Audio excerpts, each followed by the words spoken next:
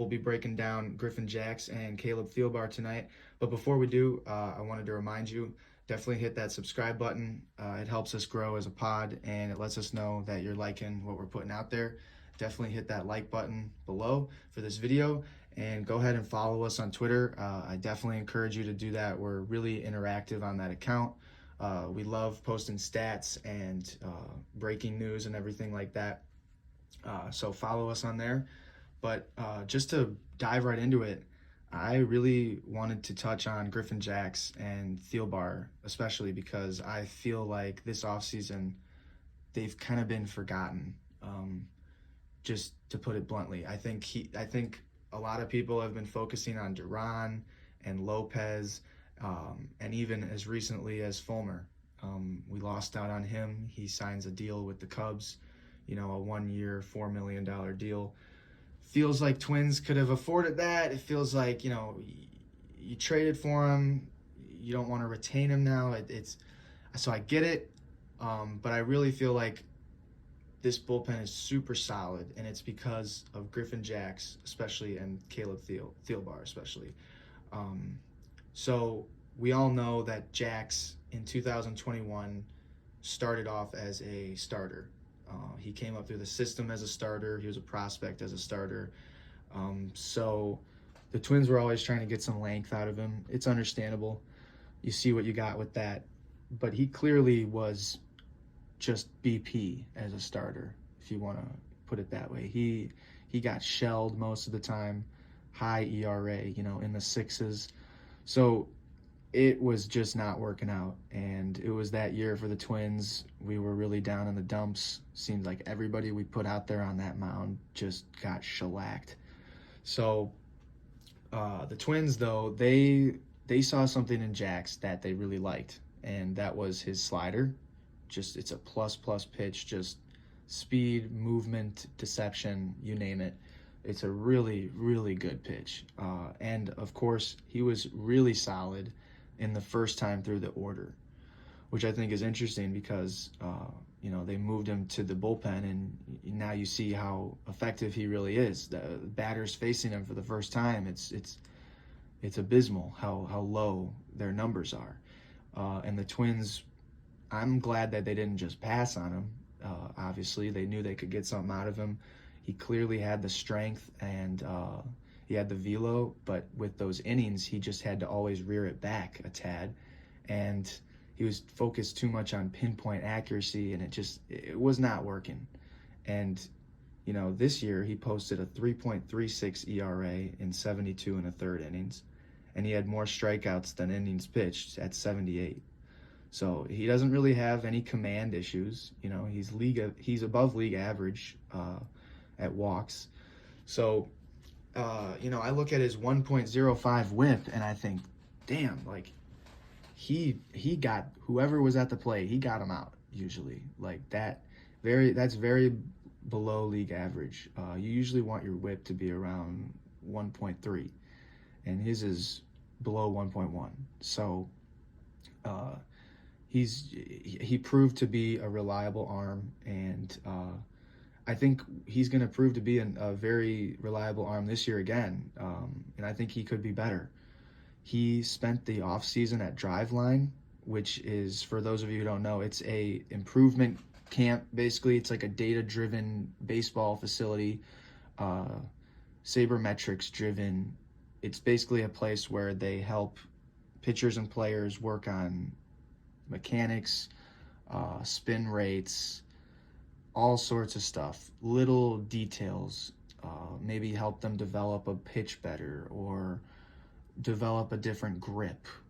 So just all sorts of things. It's a really interesting new wave, I should say, for pitchers and players to go experiment with, and I'd check it out. It's really cool. But anyways, Jax, he spent a lot of time at Driveline this offseason, and he actually developed a cutter this season. And so I mentioned his slider and how effective it was against righties. His cutter, he said he developed it specifically for lefties because he's typically not that good against lefties, like most righty bullpen pitchers. And so I really liked that. He wants to jam more lefties, make it look like a fastball middle in, and have it run up in on their hands, up in their jock. And it's going to be, I think it's going to be a really interesting development for him in 2023. We're going to see sparks of it, I think. He added ticks of velocity as well, 2 or 3 ticks of velocity to his fastball. So I just see that step up again for Jax. I think that's coming. Uh, and so, yeah, I mean, you even look at his OPS, it was a 607. I mean, that is perfect for that. He solidified himself as a reliable reliever. He could even be a setup guy if we really wanted him to. Um, so yeah, that's Jax. I think you should expect a really big season from him. Again, he only had a 212 batting average against him last season. Hitters only slugged 333. So, he's another guy who doesn't give up very many barrels or hard contact. And another guy like that is Caleb Thielbar. And I really, really liked his season last year just because of just the deception of his ERA. I think it was mid threes. I think it was like 3.49 or something. But you look at his FIP, and it was a 2.42 FIP. And it just makes me remember, if the Twins fans, if you remember, he had 2 outings in the very beginning of the season where he just got crushed. A typical outing where he walks a few, gives up a single, and then gives up a 3-run homer or a granny or something. And I think it just ballooned his ERA a little bit too much. And I think that's part of the reason why people have kind of forgotten about him or don't give him as much credit. But you look at his FIP, and it's elite. 2.42 FIP is just, I love looking at that. He since 2020 even, he has a 3.2 ERA with a 1.17 WHIP and a 2.88 FIP. So, I mean, even just the last 3 years, he has been a quiet killer for the Twins from the left side. And you look at his batted balls, he's in the top 1% in average exit velocity, and he's in the 100th percentile, so top percent in hard hit percentage.